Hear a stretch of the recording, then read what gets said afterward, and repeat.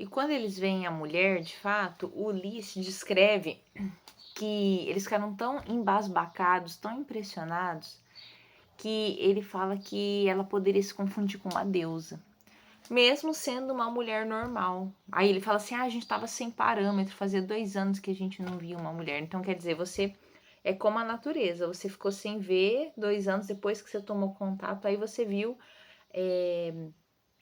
o quanto aquilo é valioso, mas no dia a dia comum, que você tem aquilo ali toda hora, você não percebe. Quando você fica sem, aí você vê o valor. Com a mulher é a mesma coisa, né? Então, um corpo normal, né? Que ele descreve assim com grande pompa, mas é um corpo normal. Mas que ele ficou ali, ela se confundia com parecia uma deusa, mas era uma adolescente. Então, não era uma mulher muito velha, uma adolescente que ele vê. E o Ulisses ficou abalado, ele usa essa palavra na página 34, ele ficou bem abalado com isso aí, tá? E aí, quando ele tenta olhar para ela, fitar os olhos, ele vê a única diferença, que a cor do olho é de um acinzentado que não é comum, é um cinza, e o cinza é o quê? É o apagamento, tá? Por isso que ele colocou essa cor. Que o cinza é como se fosse um apagamento dos olhos, que tinha um vazio, e que ela se incomodava com esse olhar, né? Ela não tinha expressão. Ela não tinha expressão humana, ela era mais irracional, digamos assim. Ao olhar para ela, como a gente olha um para o outro para se relacionar, que a gente se relaciona, né? O olho não é a janela da alma, igual a gente fala. Ela se esquivou, foi para trás, como um animal se defende do desconhecido, né? Então o animal percebe que está sendo observado, ele não sabe o que vem por aí, então ele vai para trás para tentar se defender, para tentar se proteger.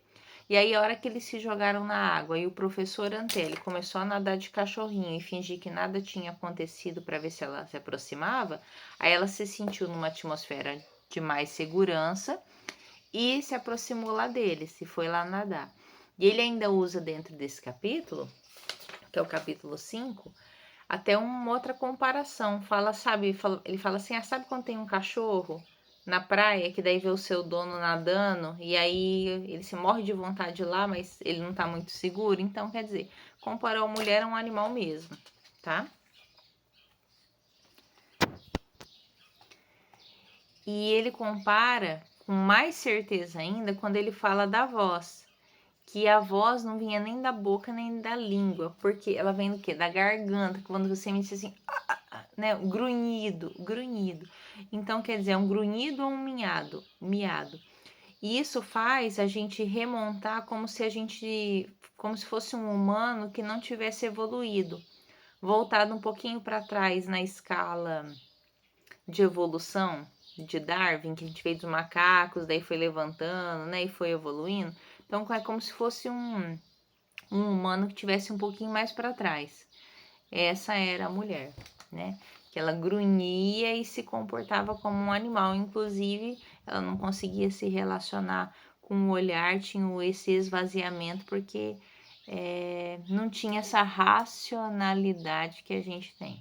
Então, agora eles vão olhar para o humano que está lá como um animal. E aí, depois que ela entra na água, eles começam a brincar e ele diz, o Ulisses, que ela mesma fez as regras do jogo, que era meio que se aproximar sem tocar, e a hora que se sentia, né, tinha um limite ali da aproximação, aí se afastava, ficava brincando disso. Que o próprio professor Antelli, mesmo sendo sério, de novo, reafirma o texto que ele estava se divertindo muito com isso, assim como quando ele entrou na água, então ele estava encontrando prazer nessas coisas que eram prazer até pueril e infantil, prazer infantil nessas coisas. E que o que mais assim chamava a atenção do Ulisses era o fato justamente de mesmo estarem brincando nessa atmosfera, que a mulher ela não emitia sorriso também. Ela não ria, tipo, ela brincava mais séria, com a expressão séria. E é porque ela realmente não conseguia se expressar, né? Nem pelos olhos, nem pela boca. Então ela tava brincando com seriedade e aí você não consegue analisar o universo de sentimentos da pessoa, porque ela não tem expressão, ela não sorri, ela não fala com os olhos, ela não fala, de fato, ela só grunhe, e ele fala que é um grunhido rouco, né, que ele usa uma palavra grunhido gutural, que seria rouco assim, tá? Então, bem animalesco mesmo, e que essa falta de expressão dificulta a leitura do outro. E ela também não sabia ler as expressões, ou na verdade entendia essa diferença como até uma ameaça, porque quando Ulisses sorriu para ela com ternura para tentar se expressar assim, ó, eu tô aberto para uma aproximação, aí ela se entrou em defesa, a mão ficou crispada assim, né? Igual animal quando tá em defesa, faz assim, entendeu? Né? Aí e ela saiu da água, porque ela se sentiu ameaçada pela expressão de um sorriso. E aí, inesperadamente, reaparece o Hector, o chimpanzé, né? Nesse momento de afastamento por conta do sorriso, passa perto dela e ela tá assustada com tudo isso. Então, aí quem é abatido? O Hector. Sempre quem tá na linha de frente.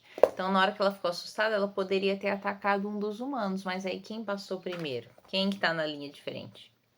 Que apareceu ali, né, de rompante, de surpresa? O Hector. Mas é para mostrar que tem um abatimento, entendeu? Daí ela pegou e estrangulou ele.